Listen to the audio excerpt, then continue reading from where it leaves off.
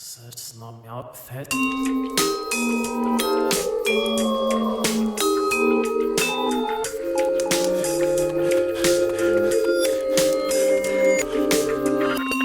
It's Death by Monsters.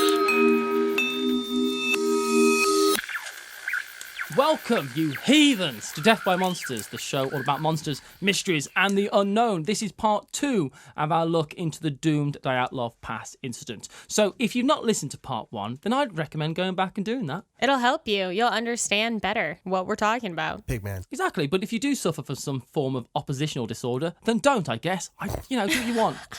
Either way, Episode 1 was the setup, and this, in many ways, is going to be the punchline as we take a look at all the theories given into the Russian investigation. I'm joined by Paula Deming. Hi, it's me. I'm Paula. I'm back again. You know me by now. In full effect. Hi.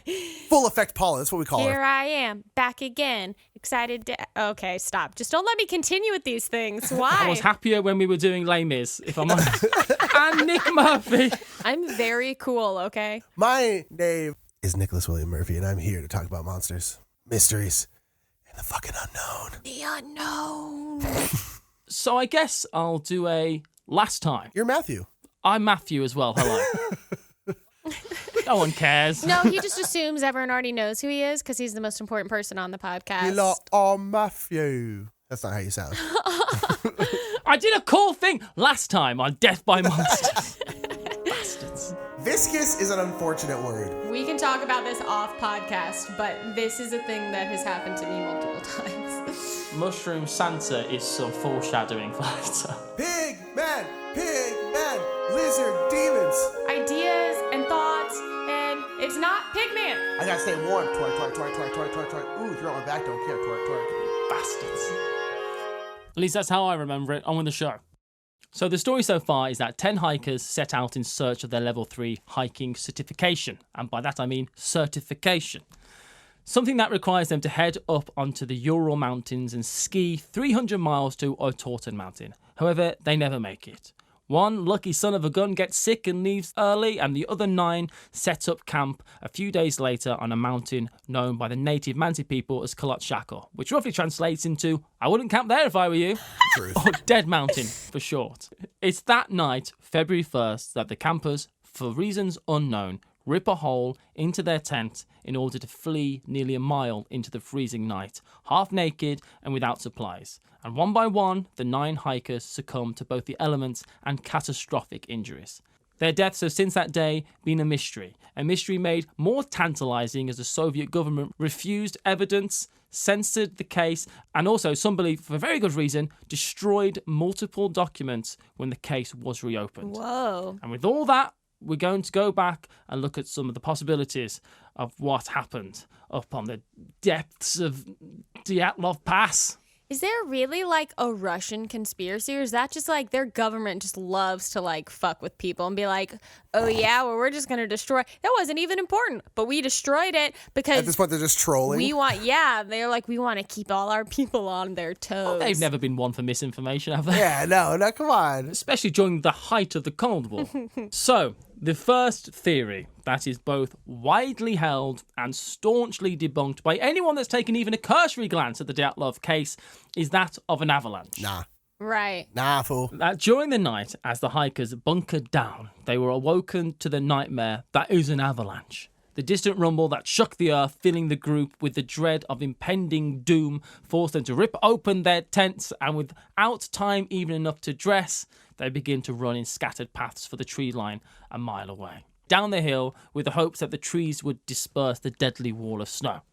But out of all the explanations, this, honest to God, makes the least sense, which is a sentence I may later regret. But if this was to have been an avalanche, there are minor problems. Firstly, we know about the scattered footprints distinctly for the reason that there were scattered footprints. That people saw. We even know that they regrouped near the trees to walk in single file. You know what doesn't do well in an avalanche? goddamn footprints. Single file. Hey, order! We need to be in order. We can't. Get in a line, walk slowly, and also the evidence left behind. If we get into a single file shape, we will slice the avalanche and it'll go around us. Who's the biggest? That's a strong theory. Yuri, you're the biggest. You stand in front. You're the biggest. You slice it. Put your hands like this, like you're diving. Exactly. I was just thinking that. Yes, it's perfect. We'll dive through the avalanche, come out on top, and then ride it like a horse. The tent itself only had a small amount of snow on it, along with the dusting of light snowfall, and the hill itself was at around a 30 degrees incline, which, and I'll be honest, I don't really know much about this, is by all accounts a gentle slope. That's not a lot. On which the chances of an avalanche are just slim to none. Yeah, they can't have an avalanche like that. And that's the reason they camped there in the first place. There's no way Dyatlov or any of the other hikers would have camped in a spot that they could have had the potential to wake up to a snowy death wall. Yeah, these are people who knew what they were doing. That's why they were going out to get this certification in the first place. Exactly. And all that aside, even if there was an avalanche by some terrible, well, miracle, whatever the opposite of a miracle is. Tragedy? I guess so. Or maybe like a magical tragedy. I don't know. Incident? Yeah, it's an incident. That's correct. You never want an incident attached to your name. They would never have made it to the trees, which are almost a mile away. Do you know how fast an avalanche moves? Because I sure as hell didn't, so I looked it up. They can go, on average, 0 to 80 miles an hour in under 5 seconds. Well, I did see a scene in Mulan that had an avalanche in it, and it did seem to happen very quickly. That avalanche seemed very survivable, though. It's the equivalent of trying to outrun a Honda Accord over 5 minutes. That also instantly debunks the next theory, which is of a roaming pack of haunted Honda Accords. I'm sorry, a what? A Honda Accord. Oh, a roaming pack of Honda Accords. Your accent. I thought that you said haunted and then like some strange mythical creature that I had never heard We of. just got this sponsorship from Honda, and you're just... I'm so sorry. Just Yes. throwing it out the window. A pack of Honda Accords. Stricken from the possibility. I believe. So, when avalanches are out of the question, it's normally the next theory is that of a snowslide. And while a snowslide kind of sounds like fun, it really isn't. A snowslide is to an avalanche what a 7 whiskey chasers and the back seat of a Honda Accord is to the delicate act of lovemaking. Oh my gosh. So you're saying they're both good? Well, I think also that may be the last reference to Honda Accords. We're just trying to get a Honda. What I really love is cracking open a nice Coors Light as I hop into my Honda Accord That's and right. take it down the road for some glunting. Firstly, Coors Banquet beer is the crown of beer. I'm so sorry. course. Coors Banquet, not Coors Yes. Light. I don't even messed drink up. it, I know that. Sponsorship ruined. I'm sorry. Damn it, Paula! I think the sponsorship was ruined when you put forward the idea of perhaps drinking a bunch of beers then getting in your car. But Honda Accords are the safest cars out there, Matthew. My friend has a Honda Accord, and it was on her front yard for about 8 years, and there was a flood in that time, and it still ran. It was an amazing car. They're easy to break into, though. You imagine. So before an avalanche, what often happens is that the heavier layer of snow on top of a lighter layer of snow slides. This is what the full-blown avalanche of so many wonderful YouTube videos is made of. But sometimes, not unlike the cramped, frigid back seat, things kind of start to get moving, but then just, kind of stop. And that's a snowslide. Okay. If the group, while they settled down for the night, had heard the distant rumblings of a snowslide, I just think about 100. I was like, are you still, are you're just making all the connections to your joke about being in the back seat of the Honda Accord? Some of my best nights have been in the backseat of a Honda Accord. They would have heard the rumbling of a bunch of empty cans, a Coors Banquet that you had to shove off the back seat to get back there. You better believe they would have been running like a Honda Accord as fast as they could towards the tree line. But still, the mountain slopes that they were on just weren't steep enough. Perhaps they heard an avalanche or snowslide in the distance and another slope miles away. Either way, it just doesn't go anywhere near close enough explaining the events that followed. So for me, I rule snowslides and avalanches out completely. I agree. The next theory, is there one that I ascribed to before doing further research for this episode. And it's for sure not one that I've ruled out. It's just that the accidental or purposeful, more on that later, use of military weapons. Oh. The idea is the political state of the world in 1959 was, to put it in measured terms, a fucking shit show. Yeah, a little bit. This was the year the Russians successfully launched the Luna 1 spacecraft, months before Khrushchev issued the Berlin Ultimatum, to which the US replied by firing a pair of Levi 501s with the words, "Eat a dick," bejeweled across the arse at the Kremlin.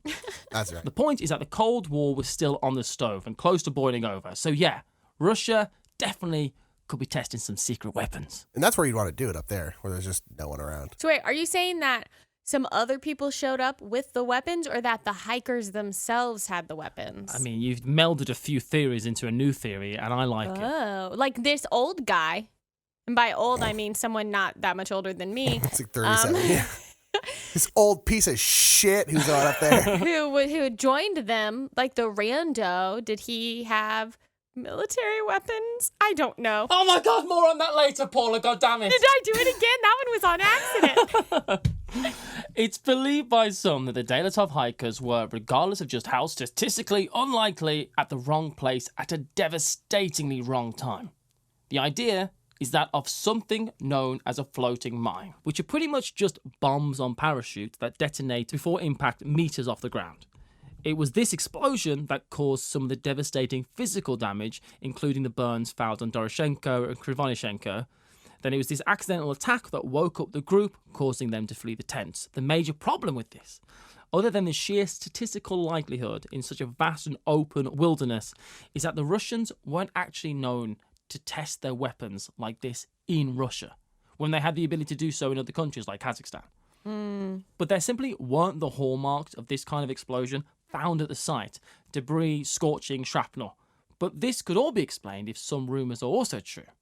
That of Russian military forces finding and clearing the site 2 weeks before the official discovery. And sweeping away all the footprints except those that belonged to the hikers. Now you put it like that. That's a good point. You made a good point there. Interesting. It's just a lot of work. I'm not saying that a government is not capable of this, especially the Russian government.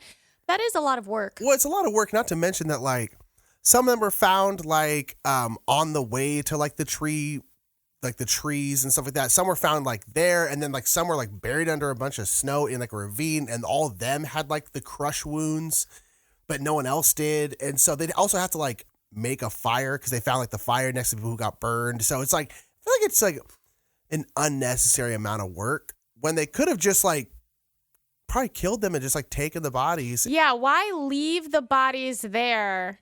Yeah, if there is a government cover-up, why leave any of it there? Yeah, exactly. I just feel like they would have just removed everything. Yeah, they were just taking everything, but like, oh, they disappeared. And people would probably be like, oh, they probably died in the snow and got buried somewhere, and then, like, we'll just never find them again. The next theory also, in part, correlates with a cleanup. Yuri Yerdin, the 10th member of the group who went home early, believed that the group may have seen something that they were very much not meant to see.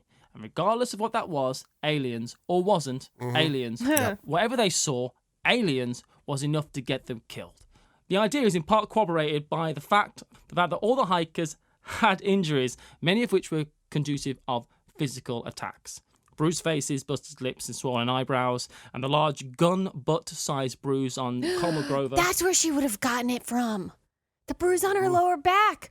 Just from, that makes so much sense. So without knowing what they saw, the fact that, again, they may have just been in the wrong place at the wrong time, as some Russian spies take a cache of documents from a Yeti in a briefcase before shooting it in the back of the head just moments after they release his child back to him. This theory... Oh my gosh. I added that bit. This theory, though, more than answers, merely poses loads more questions. And that's not a bad thing, it just doesn't help solve the case. So another theory that I really, really hate, which I'm just going to go through very briefly, is that of internal conflict. We touched on this last episode. There's a theory that suggests that some kind of internal conflict that just makes so little sense they can't even begin to care about. Oh, Yes. This is the thing. The only way that I believe that this is even possible is if something like they all, like, I don't know, were on drugs or something caused an altered state of mind that would make them... Damn it, Paula! What? More on that story later. That's the only way I think they could have internal conflict, but also why would they do that? It would have to be an accident, because I also don't believe that they're out here. Well, I don't know. Maybe they're crazy adrenaline junkies, and maybe they were like, we're in a life-threatening situation. Let's do mushrooms and, and hallucinate and then have this thing. But like, I don't know that I believe they would do that, because that seems really dangerous under these circumstances. It's fairly unlikely. This theory is basically that the testosterone and sexual tension coursing through these people led to some of these, them having just like a big fight. It is so fucking cold. You think anyone wants to pull their bits out and do anything with them? I don't think so. Nah, probably not. That's just how I feel about it. Halfway through a 16-day hike? I don't think so. But I just want to bang, dude. Well, I want to bang. Let's fight. Like, that checks out. I was once very drunk on something called Buckfast, which is basically an alcoholic energy wine, and which is really good. I drank 2 bottles on an island called Inishbofin, which is off the coast of Ireland. Oh my goodness! And I was with a friend. We both drank 2 bottles of this wine each, and the phrase is Buckfast gets you fucked fast, because it does. It's like drinking. It's like taking speed basically and getting drunk at the same time. Holy cow! I imagine. And so what we assume. did was we then proceeded to, after the bonfire was over, we tried to kill each other. In fact, my friend actually physically tried to drown me in a ditch. Oh my gosh! Really? Yeah, really. We didn't run half dressed into the vast whiteness of the frozen Russian night into our deaths. It's true. Doesn't make any sense. None of what you just said makes much sense to me, but we can move past it. That's because you don't live that buck wine life. Straying away from sexy conflict, we're going to go to the second sexiest topic of all time. And that's the theory that I love. Not in this would be cool if it happened way, but more in a this would make a really, really good film, but ultimately end in a mountain slope littered with corpses. Earlier, I referenced the fact that these weren't just a bunch of hapless wilderness junkies. They were, in fact, a bunch of university students. Young, brilliant engineers, nuclear researchers, and one ex-military man. This theory is propagated by and large by Alexei Rakitkin in his book Dyatlov Pass, which, isn't the most inventive name I've ever heard. But you do know what it's about, at least. That's true. You do know it. So I'd have gone for something with a bit more flair, though. Tinker, Tailor, Soldier, Yeti was my first one I wrote down. Yeah, that's good. That's good. Casino Royally Fucked. Or my favourite, The Spy Who Very Much Stayed Out in the Cold and Died. Yeah, so these are all good and creative, but again, I'm not sure what exactly are they referring to. And if you just stick with Dyatlov Pass, I know. I know what I'm getting into. The bell jar? I ain't reading no book about cakes. So, Rakitkin puts forward the narrative that Serman Zolotayev, Alexander Kolvatov, and Yuri Ivanishenko were KGB agents and on a mission to uncover a CIA cell. Ooh. And it was their mission, if they chose to accept it, and you better believe they accepted the shit out of it, was to deliver radioactive samples and then surveil the American agents working in Russia that took possession of them, but their mission failed. Then they were exposed to the CIA, who then killed the entire group. And while this theory seems, to modern sensibilities, a little foolish, at the time, a period of which some of the most heightened fear and paranoia the world has ever experienced, why not? Spies were everywhere, and double-cross, backstabbery, and 4D chess was, to many, a way of life. Damn it, Nick! You could be a spy and you wouldn't even know it. I wouldn't know it. I'm a sleeper cell, right? That's what they're called. You don't know you're a spy until You're activated. they say McRibs half off, and you're like, bah, kill everyone. It's like finding out you're a Cylon. I don't like it. And then you can go on a killing spree, singing all along the watchtower. Be great. The espionage theory also includes the possibility that 2 or more of the members of the group were hired by the KGB to deliver fake proof of radioactive tainted clothes. Thus the radioactive clothes found. I don't know why they'd want to do that, but why not? It's make the whole trip a ruse under a cover-up the most dangerous and sexy mission of all time. Sexy. And there certainly is corroborating evidence that lends some amount of credence to the events told by Rakitkin. Radioactive clothes were 100% found on the site, and the use of radiation detectors were, for some reason, used during the investigation. This paired with the strange grey foam on the face of Doroshenko and the fact that the cameras were missing from the group and the film that was recovered was damaged. This also brings a few other oddities of the Dyatlov Pass into question and offers some tantalizing reasons, such as that the involvement of Simon Zolotayev, the 37-year-old ex-military officer, Yeah, this guy. who joined the expedition at the last minute. Zolotayev, who even fought for the NKVD, which was essentially the Interior Ministry of the Soviet Union, along... Not to be confused with the NKOTB, just the New Kids on the Block. Hanging tough. Boom. Good reference, Paula. I think in many ways they were very similar, only the NKVD did many utterly terrible and terrifying things. Have you heard the lyrics of a New Kids on the Block song? They are bad. They're utterly terrible. Terrible things. Very violent. The NKVD were both responsible and party to loads of terrible things. They also had a large history of espionage. He also had a tattoo that read Dermunazayaya, which means, well, no one actually knows what it means. Not in his family didn't even know that he had it. And because it's just, to anyone's sensibilities, a made-up word. But you got to believe it meant something. It's a spy word. Yep. He's like, hey, there's a passcode. You just like pull up your shirt. You show your little hip tat. And then you're in. So are you sure you've remembered the sequence of digits for the nuclear parcel? Yeah, I wrote it down somewhere.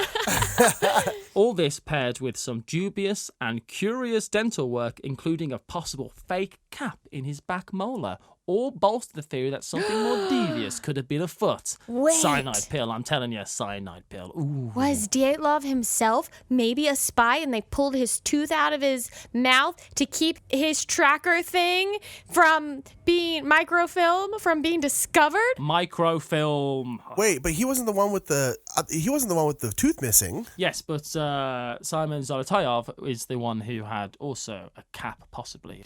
But Zolotayev isn't the only hiker with an interesting history. Alexander Carvatov, before his transfer to the physics technical department at the Ural Polytechnic, worked as a lab assistant in Moscow.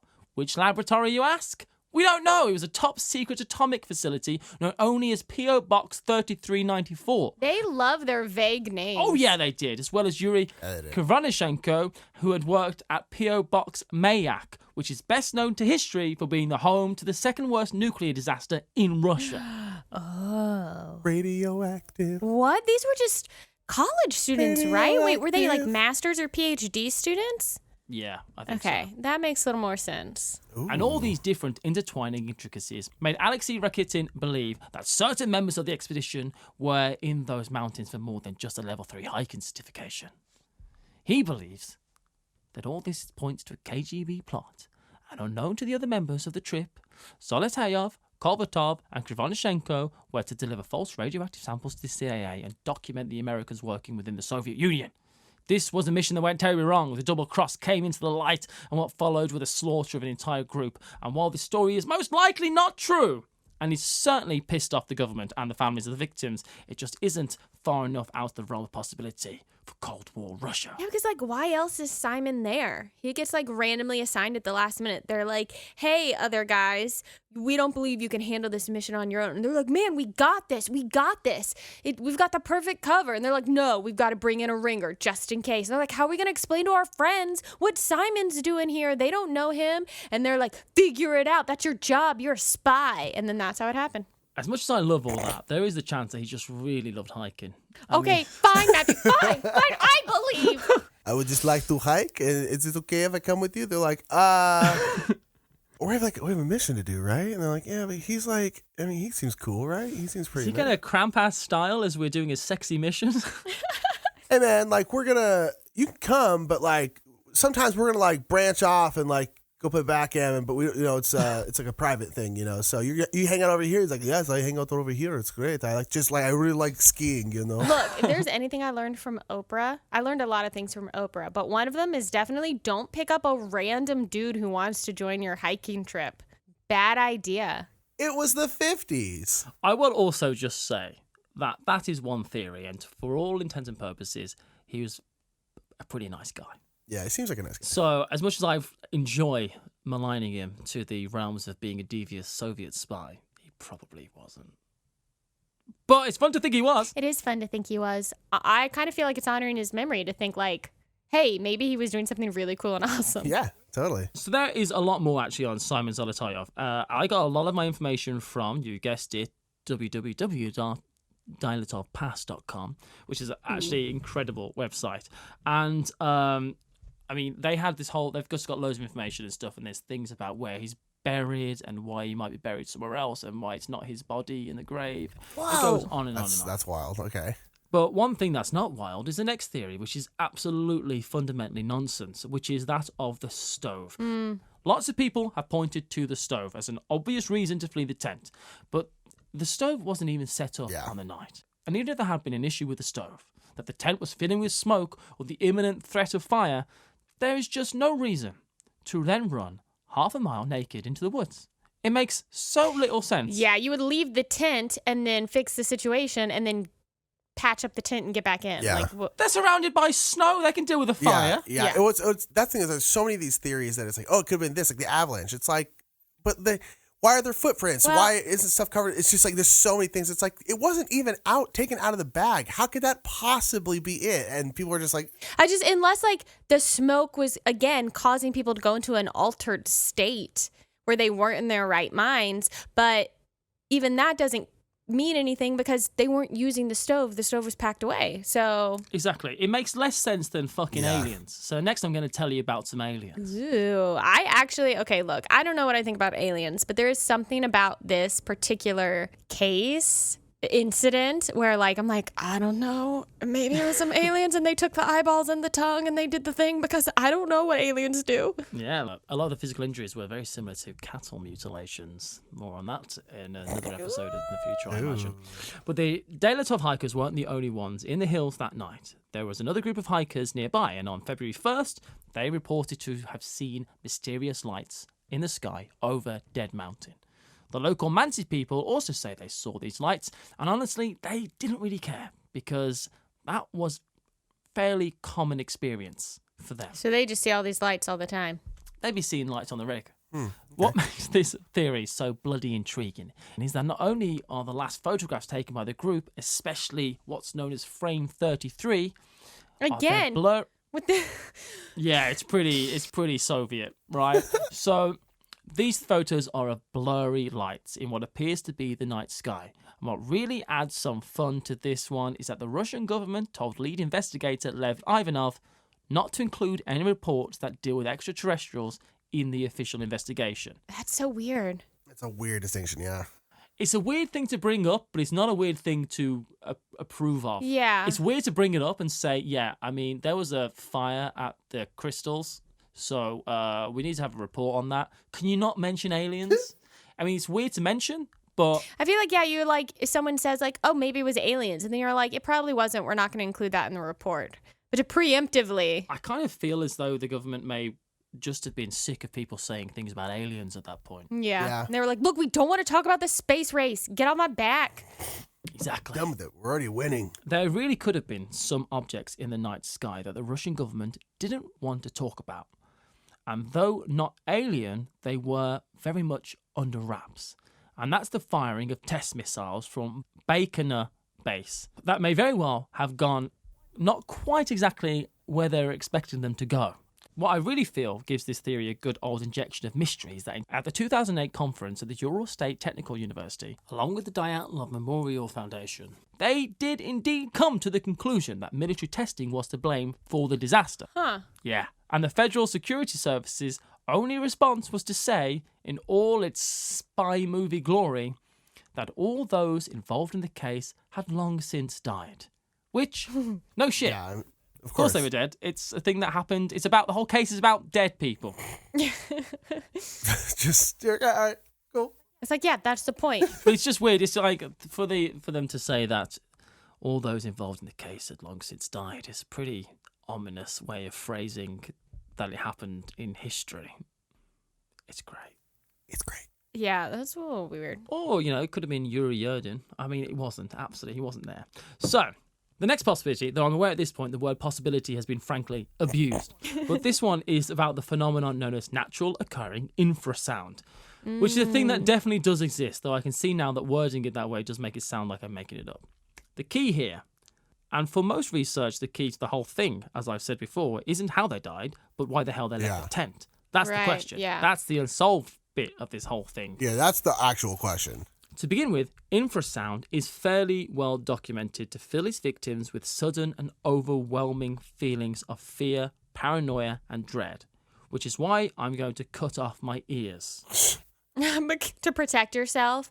It's a form of preemptive defense. The government are in my brain. So, You're not wrong. an infrasonic sound is a sound that falls somewhere around the 20 hertz bandwidth. And while all research and utilization of such man-made weapons have been outlawed, it certainly does not mean that they have not been widely researched and considered.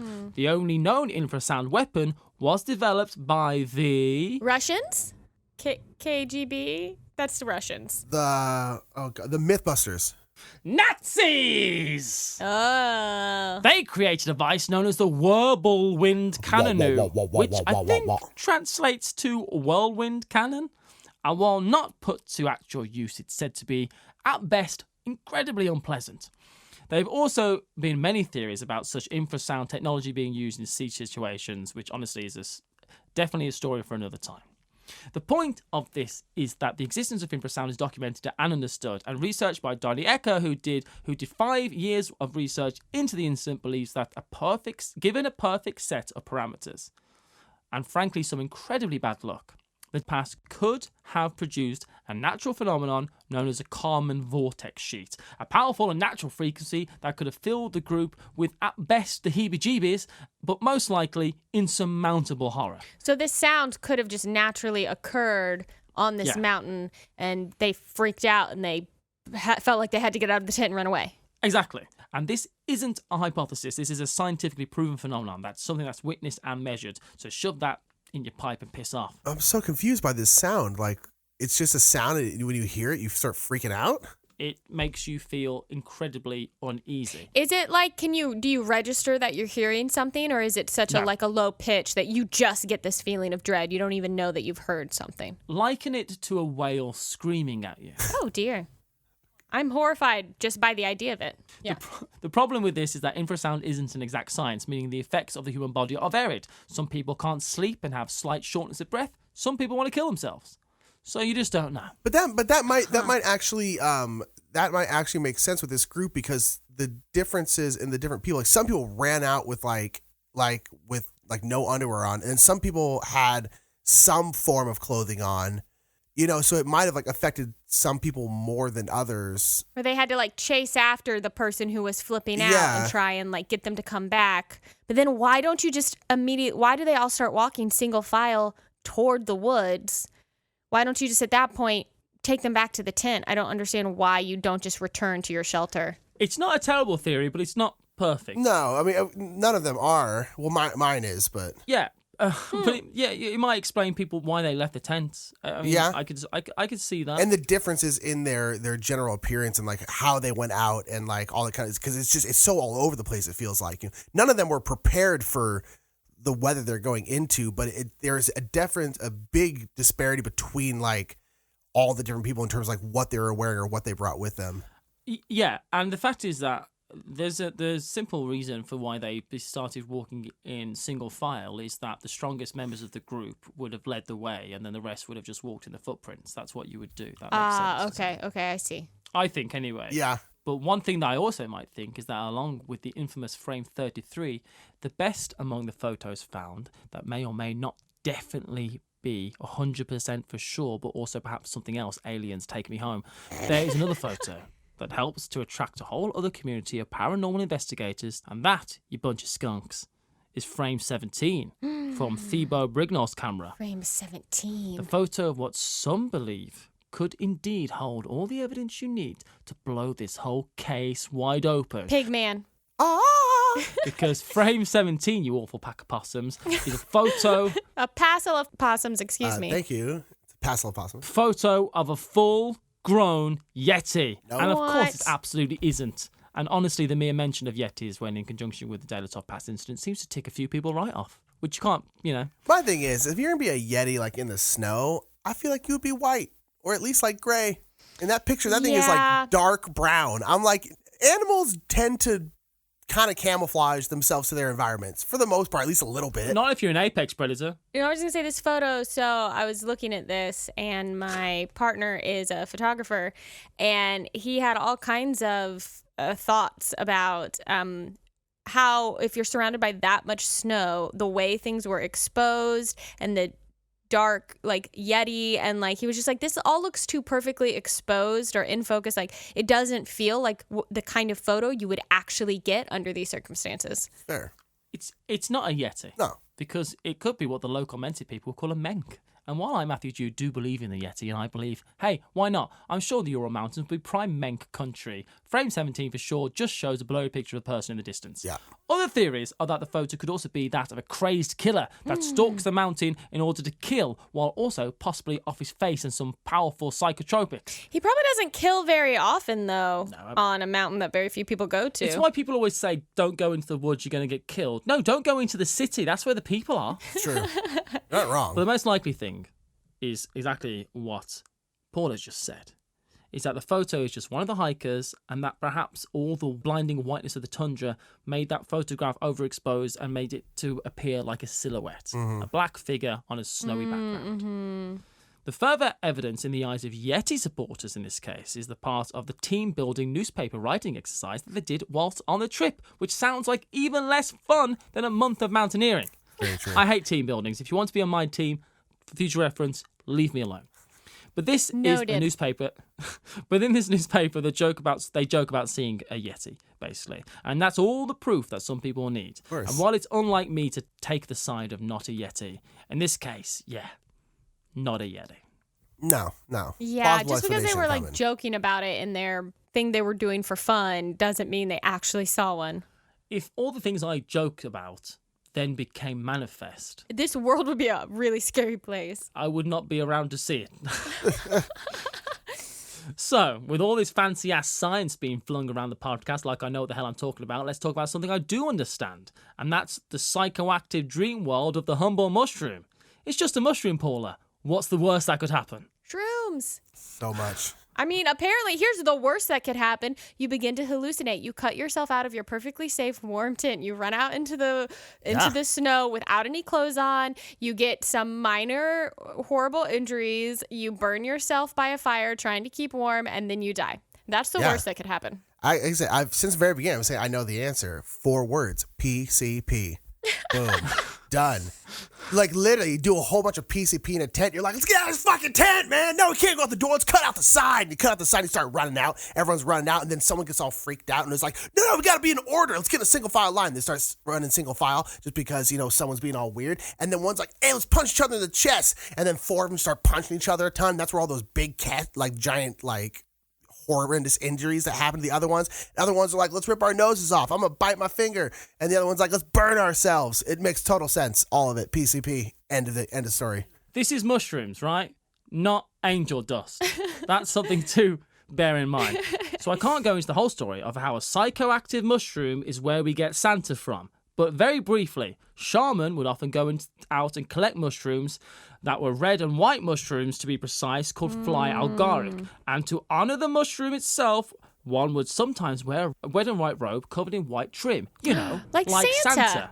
Ooh. This is a mushroom that grows almost exclusively under pine trees. Like that place we get our presents from today. These mushrooms are poisonous as fuck, but once dried, can be used in ceremonies. So they are often hung up to dry in the trees in socks, like we hang socks above the fireplace. This is a safe way. This is a whole episode dedicated to the Christmas mushrooms conspiracy. Why are you doing this to me? I want to talk about this now. There is a safe way to take these mushrooms, and that's feed them to reindeer. Like, I don't know, fucking Rudolph. And the list goes on and on a long ways into the distance of the belief. And yeah, that's definitely an amalgamation of where we get pagan Christmas from. 100%. Whoa. Anyway, once the mushrooms have been digested and pissed out of the reindeer, you can get really pummeled in the brain tank by drinking the reindeer piss. And then the reindeers are attracted to the human piss, and the whole cycle just goes on and on. I wish you could see the face I just made. It's one of disgust. Some sexy shit. Is the high worth it? Apparently. I mean, almost always, but it's perfectly safe. And I say that. The website I got this from, I have to admit, was very pro Mushroom Santa.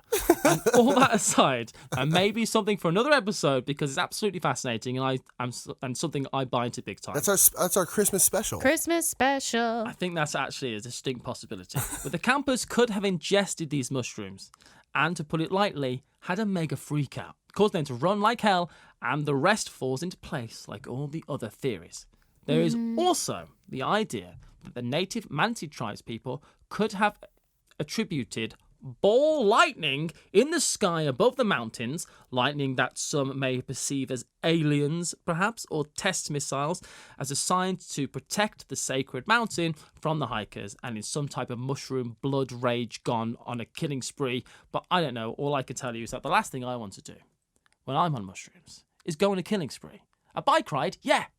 A lone walk in the forest? Sure. I wouldn't advise it, but, you could do that. I think just play some low, friendly music and a conversation about how mushrooms saved Christmas. What you don't want to do, and I'm convinced that what you don't want to do on mushrooms is go on a killing spree, I promise you. Also, if you do want to go on a killing spree, drink like a litre of orange juice and it'll sort you right out. You'll be fine. You're fine. That's a lot of orange juice. You just need the vitamin C. It'll counterbalance things. You'll start feeling right as rain. Your face will stop smiling back at you. Jeez. Great. Also, this whole thing about the Mansi tribe people perhaps killing them and all this, I've ignored. I don't buy into it. No, There's either. a whole theory that the Mansi people may have killed them. And there certainly were Mansi tribes people in the area at the time, and there certainly were Mansi signs in the area, but I don't think somehow that they went on a killing spree. I just don't. I don't think that there's like evidence to support that. No, there's no other footprints. There's no other. No, I don't buy into that at all. A Mansi tribes person does find the rest of the bodies, but I would more likely believe that they would keep them hidden. Right, yeah. If they were the ones responsible for it, why would they report it? Yeah. I have some quick fire theories. Great. There is a Mansi legend surrounding Dead Mountain that the number 9, for some reason, is significant because 9 hunters once died mysteriously on the same slopes hundreds of years ago. And in recent history, an aircraft crashed in the same area, killing all 9 passengers. Cursed Mountain. Creepy. Ball lightning is another idea set forward, a phenomenon that would account for charred bodies, hasty evacuations in search of better shelter, and even the scorched tips of the trees that were found and documented. It would also certainly explain the sighting of orbs, as mentioned, seen above the sky that night in February. It would also explain the events in order, at least to a point. Most events meander into a singular timeline once they are in the trees, but the 2 that died at the trees of hypothermia could very well have been the first actual victims of ball lightning strikes. And though they are uncommon in such cold temperatures, certainly they aren't unheard of. The victims in the trees who both had scorch marks, abrasions and injuries that could all be explained by lightning strikes, and then the 4 that made it to the ravine could have fallen victim to a much more powerful explosive event of lightning. And while this theory would be one that may never be fully investigated or explained, it for sure is one that's taken seriously, including by many members of the original investigation. That's interesting. Mm-hmm. Yeah. Yeah, I got you there. I gotcha. One more conclusion that some scientists have come to is that of a localized gravity fluctuations. That is, and I'm using the word is here liberally, is the phenomenon where outside pressure decreases significantly enough to ultimately, for a short time, decrease the gravitational force at the pass. The result, of course, would be weightlessness. This is actually the suction of pressure to another point, ripping the hikers out of the tent up into the air. What? The pressure imbalance could potentially cause huge internal damage, and this paired with the impact on landing back on solid ground causes the catastrophic injuries that we do indeed see. This sounds nuts to me. I don't. It sounds a bit spoopy to me. Yeah, a little bit. Honestly, I'm more likely to believe aliens than this gravity thing. I to be completely quite agree. honest with you. I'll believe the Yeti over this one. I mean, one thing I didn't mention about the scorch marks of the trees and that aliens could be involved, some kind of heat ray. I'll be honest, there's so much other things to talk about, miss that out. Last one I'll mention, though, in this little section of fun is some kind of teleportation accident, but I'll save my great teleportation material for our episode about the Philadelphia experiment, mainly because in this case it's some straight up horseshit. Oh, and one theory that involves like an ass load of wolverines, which are like little raccoon things. Wait, go to that one. Hold on. Basically, wolverines did it. Basically, Wolverine did it. We all saw Logan. It's very dark. There's a second one of him. Spoiler. He kills a lot of people. It was Wolverine. I mean, why not? There's radiation up there. It explains the like scratches on people because, you know, he's got those claws. He punches really hard. That explains the bruise. He slit open the side of the tent. Actually, this is a great theory. I like this a lot. I feel like bad. it fits really well. It's really well, you know? Yeah. So, yes, we're justified in our treatment of mutants, is what I'm saying. Because this is what could happen. The final, yes. The final, and to what many believe is the definitive new theory, is that of another natural phenomenon. And that's something called a Catabolic Wind. Oh, yeah. I have thoughts about this. You talk, and then I'll interrupt with my thoughts. This is a strong and dangerous natural weather system that can be and has been proved to be in other disasters just fucking awful. Catabolic wind is kind of like a ball rolling down a hill. It carries high density air and steamrolls it down a cold slope to hurricane speeds. And the only warning that you have that you're about to have a catabolic wind is a slightly warmer evening. So this all came to light pretty recently. In January 2019, when on the anniversary of the disaster, two Swedish adventurers, Richard Holmgren and Andreas Liljegren, I've done so well with these They're names. Swedish, you know. Andreas Liljegren. I haven't made an Anastasia reference, and I kicker, sir. Yeah. It just reminded me I was supposed to do that.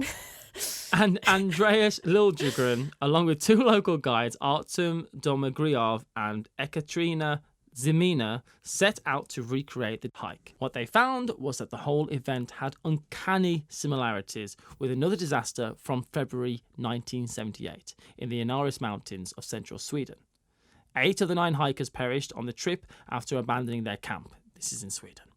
The bodies all found had very similar cuts and bruises and having died of exposure. The similarities between the hikers and the terrain aren't spooky, I suppose. There's 9 hikers, 7 men, 2 women, and the mountains themselves are nearly identical. The one difference is, in Sweden, there was a survivor.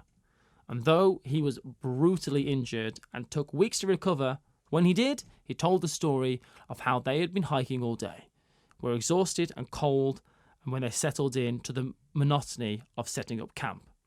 The weather turned from a normal Swedish mountain evening, which I have to believe is pretty terrible. Oh, it's going to be lovely. To sudden freezing temperatures and massive gusting high-speed winds.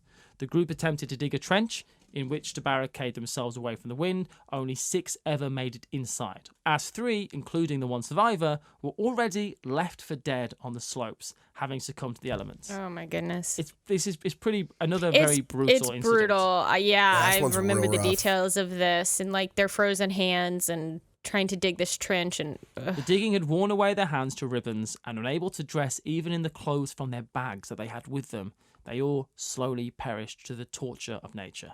All the authorities found was a blood-soaked trench scattered with frozen bodies. Ugh, it's awful. While this anniversary expedition was underway, they too experienced these sudden and dangerous weather conditions. This is the Swedes now.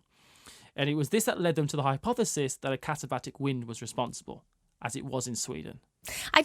I feel like in a lot of ways it makes some sense, but in some other ways I feel like it doesn't. I don't unless there's just things about the conditions and how all this works that I just don't understand, which is likely. I don't know why you leave your already. So these people in Sweden were in the middle of trying to set up camp and they couldn't get their shelter in the wind happening. But the people in the Dyatlov Pass were already in their tent. And you'd think, like, even with the high winds, like, their body weight would hold the tent down. Like, why would you leave your tent to go out into the terrible elements? Like, you're in the tent. Wouldn't that keep it from, like, getting blown away? Or, like, if you feel what's happening, why would you not take the moment to, like, put some shoes on? Or I just don't understand the decision to rush out in this scenario. With the tent, there have been instances where people have gotten their tent has gotten picked up by really, really heavy winds, even when they're inside of it. So like maybe they were worried about that, and they thought, well, let's go try to get in the trees where the wind will probably be broken up a little bit. But my main problem with this one is like, if the winds were that strong, why was their tent still there? Why was all their stuff winds, still there? Like their skis in the ground and their packs like you and think stuff? hurricane winds would have blown that shit all over the place. That's the main thing. Other than that, I actually think this one is pretty damn plausible, because like that would be picking up big chunks of ice that would slam into a couple of them. That could account for all like the really big trauma injuries, all the big bruising. Like a lot of the, their eyes are missing. A lot of that could be like little scavengers and stuff like that. That I don't think is a huge thing, but like a lot of it makes sense, with the exception like there were still like really obvious footprints. You could see that. Yeah, when they why went single did file. those exist if these winds were so high? Yeah, you think that some of the snow would have gotten scattered over them, or at least the tent would be gone. That's what doesn't make any sense to me. Is like how in hurricane level winds, hurricanes that like rip like fences, and you see all the pictures from giant hurricanes, like it just picks stuff and just throws it. It's like, and it couldn't move a tent. His theory is this. On the evening of the 1st of February, the group hunkered down for the night. Without warning, the winds grew around them in a tent that they had only lightly secured with skis and collapsed. To save time, they rip open the tent, knowing that it could be repaired later on, and it being far faster than undoing the buttoned entrance, and in a desperate attempt to save the tent, they begin to cover it with snow to weigh it down, which is the exact way, other than for the light dusting of snowfall, the condition in which they found the tent. Right. They then set a flashlight in the snow to use as a beacon later on to help locate the tent, before they all run like hell towards the trees. The problem with the Catabolic Wind is that it's so strong that it picks up any type of debris in the area and basically shoots at you. It's like being hit with a constant stream of buckshot. This goes a long way to explain the minor cuts, bruises and lacerations that all the bodies were found with. This weather is so bad that 3 of the 9 never make it to the trees and collapse on the open slope, or dying where they fall. So while 2 of the hikers attempt to start a substantial fire, and frankly amazingly do, the warmth of the fire isn't enough to save them. It's not enough. And the burns found on the bodies could simply be because their frozen limbs couldn't feel that they were being burnt as they held them too close to the fire as they died. That's what I thought too. Yeah. They died where they knelt, one of them falling into the fire, explaining the burn marks on the face. The rest of the group do what the Swedish did, and attempt to all get in a sauna. No, they didn't. And attempt to build a shelter, using the natural ravine in which they were eventually found. It's not clear how long the 4 survived in the shelter, and had it not been for just the harshest blow of fate, they may well have survived. But the ice sheet that was protecting them in the ravine collapsed, killing them instantly, and explaining the massive high-pressure wounds that they all died from, and why they were found huddled together, clinging for warmth. The only solace to be had is that the death would have been instant and they wouldn't have seen it coming.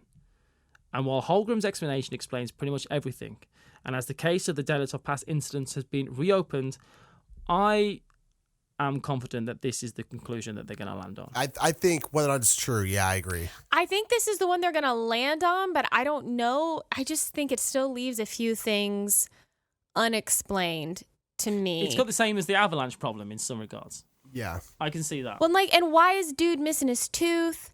And that is baffling to me. I don't know. Maybe it's something that it's just like a red herring. It's like, don't be distracted by that. But like, he's missing his tooth. And I don't understand why you don't. Maybe it's just that it's all happening very quickly and the tent could get lifted up and carried away very fast. You have no time to think. But like, why don't you put your shoes on? Why don't you take the moment to put on your coat? Or I don't know. I have such a hard time understanding why you don't. I think a Catabolic Wind is just so quick that you either have to get to shelter or you don't. And those 3 of them didn't even make it to the trees. They died of exposure on the way as they got there. I don't know. I can't say that my curiosity is sated, but I'm not even satisfied by any of the. I do think the Catabolic Wind is. Personally, I think that's the most likely. I think it probably is the most likely. Also, like with one of the people in the ravines, I think it was the older gentleman. He like died with like a pen and paper in his hand, which also like goes to show like if it happened like suddenly, like when they weren't expecting it, that also like why would he like have died in that way? So like it's, again, there's some stuff unexplained. Like I said, like with the whole tent and stuff like that. I'm like, I don't get this at all. I mean, even though they threw snow on it, but again, it's like, it just seems so. And also, wait, there wasn't time to put your shoes on, but you had a pen and paper? I don't just about to say that. Yep. understand that. Yeah. So it's I don't know, there's some weird stuff, but it's, at least in terms of like rational explanations, it's ticking most of the boxes, you know? I think it ticks more boxes than it doesn't. I mean, Yeah. some of them did have some clothes with them, and I think the bodies that fell on the way to the tree line were looted for what clothes they were wearing, which explains why those 3 bodies were wearing so little. That's actually a good point. I yeah. didn't think about that. Yeah, that's probably a good point. I mean, there's also a whole thing about the radiation and the clothes being radioactive, but one of them worked in a lab. Worked in a lab with radiation. And at that point, the true nature of radiation wasn't going to be learned for a few years in the same area of the world. Mm-hmm. There's a lot of fun explanations around this. Of course. But honestly, it's just the whole story. It's just deeply, deeply saddening. Yeah, it's just bummer. Yeah. What was such a terrible and tragic loss of life. Yeah. And regardless of what it is, it's just so brutal. Yeah. Yeah, it was pretty horrifying last moments as well. So I said at the start of this that I spent a lot of time looking at the photos of the hikers as they laughed and joked and played in the snow, full of life and adventure, and I encourage you to do the same. And next time you have a drink in your hand, you can say a toast. Podniat bokal Dyatlov Divyat Ushlo no ni Zabiota. Cheers. And that's it. That's the tragic loss of the Dyatlov hikers. What does that toast mean? What is it in English? Horse Banquet is the greatest beer. It's drive your Honda Accord into the night. If you had to put money on it, which one are you going with? PCP. That's still sick. You can't feel cold. If I had to put money on it, probably the winds, the Catabolic Winds, but it still doesn't, I'm not fully satisfied by it. I think there's still some weird, unexplained things. And that just might be that's because life is sometimes weird and unexplained. Yeah. I don't know. This is the thing I feel the most that we've talked about, that I feel the most like I truly don't know what happened, and it still feels so up in the air and mysterious to me. And like, we'll never know. And I'm just fascinated. I'm morbidly fascinated. Yeah. And because of that, next week we're going to do something slightly less horrendous in the end and a bit more pleasant. So you can always join us next week when we're doing that. If you want to contact us, you can contact deathbymonsterspodcast@gmail.com. We're also on Twitter and Facebook and Instagram.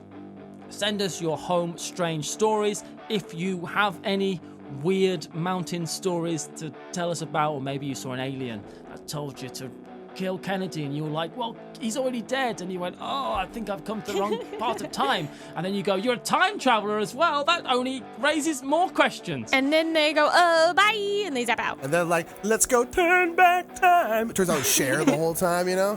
Oh. Thank you. That's how she could do that thing with her voice. Thank you so much for listening, and we'll see you again real soon. Bye. Bye. Bye.